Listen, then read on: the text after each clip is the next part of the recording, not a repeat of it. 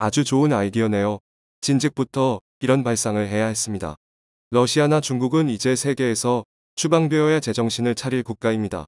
전쟁을 취미로 하는 국가들, 2차 대전을 일으킨 당사자들을 제대로 대가를 지불할 순간이 다가온 것 같습니다. 안녕하세요. 러시아의 거부권에 막힌 안보리 결의안, 무력한 유엔의 태도에 참다 못한 미국이 충격적인 결정을 내렸다고 하는데요. 바로 러시아와 중국을 폐지한 유엔을 새로 구성하고 한국을 새로운 상임이사국으로 추대하겠다는 것이죠. 한국이 상임이사국에 들어간다는 소식에 일본 정부는 충격에 빠졌다고 합니다. 일본의 항의에도 불구하고 한국 중심으로 한 논의는 급물살을 타고 있습니다.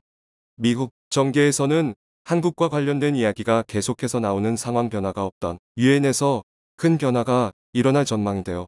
숨가쁘게 진행되는 국제 정세 속 한국의 놀라운 국제 위상에 대해 지금부터 자세하게 설명해 드리겠습니다. 거부합니다. 회의실에 울려 퍼진 목소리는 단호했는데요. 그를 바라보는 주변 사람들의 시선이 심상치 않습니다. 모든 이들의 증오를 한 몸에 받으면서도 그는 아무렇지 않게 행동했죠. 결국 그가 거부권을 행사하면서 회의는 무산되었습니다. 가장 결정적인 권리를 전쟁 당사국이 쥐고 있었던 회의는 아무런 소득 없이 끝났죠. 유엔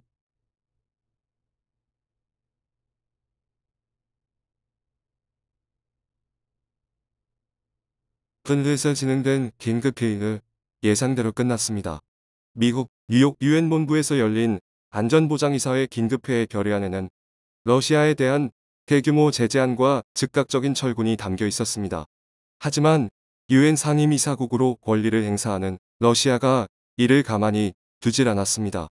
회의에 참석한 바실리 네벤자 러시아 대사는 미국이 채택한 결의안에 바로 거부권을 행사하며 이를 무력화시켰죠.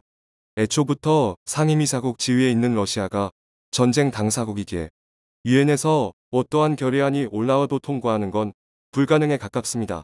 심지어 러시아의 편을 드는 국가들까지 반대표를 행사하며 유엔 긴급회의는 파국으로 끝날 것이 명백했죠. 5개의 상임이사국과 10개의 비상임이사국이 참가한 회의에서 11개국은 찬성표를 던졌고 러시아는 반대표를 던졌습니다. 인도, 아랍에미리트, 중국은 기권을 던졌죠.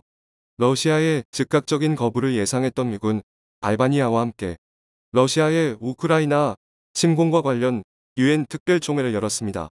안보리 긴급회의와 다르게 특별총회는 거부권이 인정되지 않습니다. 상임이사국인 러시아의 거부권을 무력화할 수 있다는 장점이 있죠. 우크라이나 침공에 대해 전 세계가 제재에 동참하며 러시아가 하고 있는 행동에 대해 반성하라는 물결이 있는 상황에서 유엔 총회는 압도적인 수의 회원국이 제재에 나설 것으로 전망되는데요. 문제는 총회는 안보리 결의와 달리 법적 구속력이 없다는 것입니다. 이미 2014년 러시아 크림반도 병합 때도 유엔 안보리 결의안은 러시아의 거부로 통과되지 못했고 유엔 총회에서는 100개국의 찬성으로 채택된 바 있는데요. 유엔의 행동이 갈수록 의미가 없는 형식적인 결의로 이어지자 많은 국가들 사이에서 불만이 터져나왔습니다. 전쟁 당사자가 상임이사국인 유엔은 무능력한 집단이라는 비판도 나오고 있죠. 파멜라 차색 뉴욕 맨해튼 대학교 정치학과 학과장은 인터뷰를 통해 본질적으로 유엔은 여우에게 닭장을 맡기고 있다고 말하며 냉전 이전 시대의 마비 상태와 별반 다를 것이 없다고 꼬집었습니다. 미국은 유엔을 더 이상 묵과할 이유가 없었습니다. 그러지 않아도 상당수의 분담금을 미국이 지불하고 있는 입장에서 제대로 된 성과를 내지 못하는 유엔을 미국이 감내할 이유가 없었죠. 분담금을 지불하는 다른 유럽 국가들 역시 마찬가지였습니다. 이에 미국은 유엔을 버리고 새로운 판을 짜기로 결심했는데요. 실효성 없는 독재 국가들을 명단에서 제외하고 국제 질서에 협력할 국가들로 구성된 새로운 유엔 기구를 발족할 생각입니다. 그리고 그 기구에 한국이 상임이사국으로 참여할 가능성이 높다고 하죠. 유엔은 처음 생겨날 당시만 하더라도 국제 평화를 위해 헌신하는 조직이었고 회원국들 역시 목적에 충실했습니다. 대표적으로 한국전쟁은 유엔 개입이 빛을 본 순간이었죠. 다국적 평화유지군이 한국을 지원하면서 유엔의 존재감은 확실했습니다. 그러나 이것도 점점 시간이 지나가면서 강대국들의 편의를 위한 들러리 수준의 조직으로 추락하고 말았습니다. 2011년 있었던 시리아 내전 당시 유엔의 무능력한 대처부터 유엔의 몰락은 예고된 것이나 다름없었죠. 2011년 발발한 시리아 내전 6년 동안 유엔은 별다른 대처를 하지 못했습니다.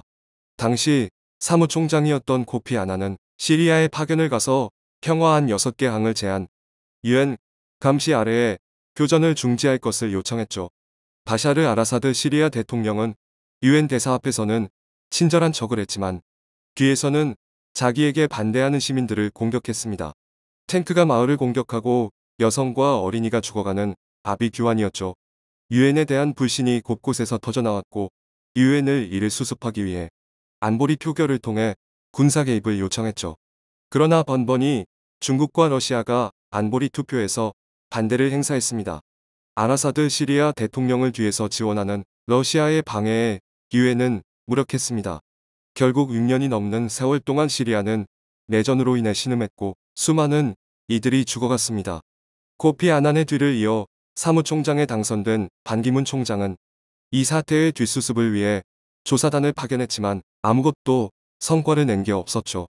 시리아 내부에서는 유엔에 대한 불신이 가득했고 시리아를 피해 유럽으로 피난을 간 이들은 유엔을 믿지 않는다고 말하며 시리아 국민들 사이에서 생긴 유엔 혐오를 그대로 드러냈습니다. 작년에 벌어진 미얀마 사태도 마찬가지였습니다. 미얀마 군부 세력이 민주화 정권을 전복하고 다시 권력을 찬탈 시민들은 이에 분노해 길거리로 나오며 내전이 확산되었죠. 누적 사망자는 2022년 기준 수백 명이 넘었고 미얀마는 자체 반군 정부를 수립해 국제사회의 지지를 요청했습니다. 지금 현 정권이 아닌 반군 정부가 미얀마의 정통 정권이라는 주장을 펼치며 반군들은 유엔의 적극적인 개입과 자유를 위한 투쟁을 기억해달라며 호소했죠. 유엔 안전보장이사회에서 미얀마건 역시 상정되었지만 미얀마 군부 세력의 뒤를 봐주고 있는 상임이사국 중국은 미얀마 군부 제재에 거부권을 행사했습니다. 중국과 동맹을 맺고 있는 러시아도 거부권을 행사하며 사사건건 분쟁에 중국 러시아는 유엔을 무력화시켰죠. 결국 개별 정부들이 미얀마 군부를 향해 제재를 가하는 정도에 그쳤습니다. 한국 정부는 미얀마의 군용물자 수출 중단, 개발협력 사업 재검토에 나서며 국제사회의 일원으로 책임지는 행동을 보였습니다. 다른 국가들도 그러했으나 국제사회의 공조로 이어지진 않았죠. 무능의 흔적은 곳곳에서 발견되었으나 대처에는 미온적이었습니다. 그런데 이번 우크라이나 사태는 유엔의 무능함에 분노하는 계기가 되었고 더 이상 다른 국가들이 참아내기 어려울 정도였습니다. 미국에서는 즉각 반응을 보였는데요. 미 하원은 유엔 안전보장이사회에서 러시아를 몰아내는 방안에 대해 논의, 안보리에서 러시아를 퇴출하자는 결의안을 작성했다고 밝혔습니다.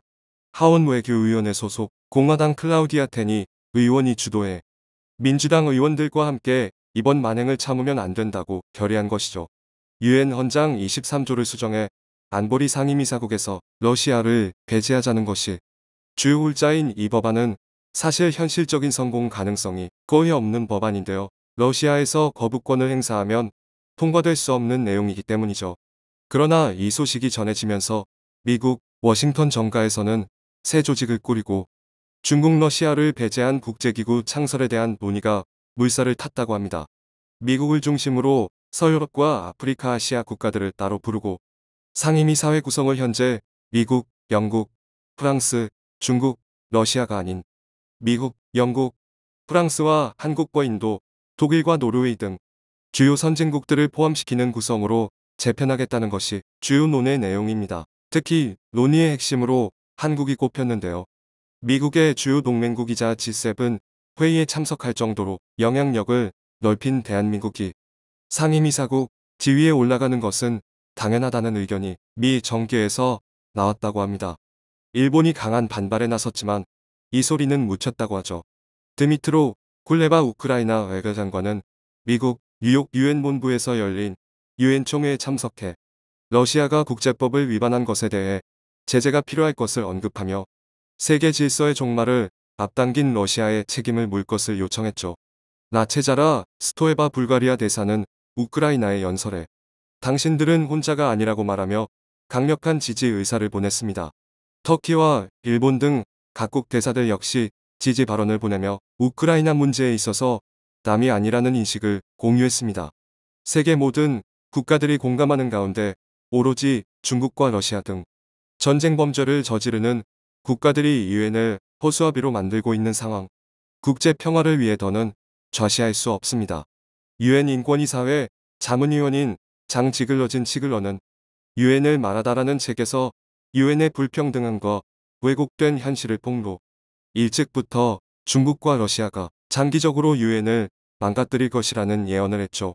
실제로 그의 예언은 정확하게 맞아떨어졌습니다. 외교적으로 고립되고 있는 러시아와 중국을 배제할 필요가 있습니다. 그동안 생긴 모든 고통의 뒤에는 이들 국가가 있었습니다. 이제는 한국도 행동에 나설 필요가 있습니다. 새로운 판을 짜고 있는 미국과 손을 잡아 한국이 신체제에 기여하길 바라며 미국이 내민 손을 한국이 붙잡아 새로운 상임이사국으로서 한국이 책임을 다하길 기원하겠습니다. 청중의 일부 의견. 상임이사국을 10개국으로 늘리고 안건에 대한 찬성 비율을 만장일치가 아닌 7명 찬성으로 바꾸면 양호할 듯. 중국 러시아가 있어도 별 영향력을 못 발휘할 테니 상임이사국의 거부권을 없애고 다수결로 의결하도록 바꿔야 합니다. 국제깡패 국가들이 유엔 상임이사국으로 있는 이상 유엔의 효용성은 없는 거죠. 깡패국의 상임이사국 지위를 박탈해야 합니다. 상임이사국 지위는 총회에서 결정해야 합니다. 다른 건 몰라도 한국 대신 후진국 중국이 5개 상임이사국 중 하나라는 것 자체가 코미디다. 앞으로 아시아의 대표 국가는 민주주의 대표 국가, 대한민국이 되어야 세계 질서가 바로 잡힌다. 만약 새 기구에 한국이 상임이사국이 되면 자연스레 일본 대신 한국이 G7이 되는 것을 의미한다. 불법적 침략 행위를 하면 상임이사국 지위를 박탈한다. 같은 규칙이 있어야지. 아니면 다수결로 가던지.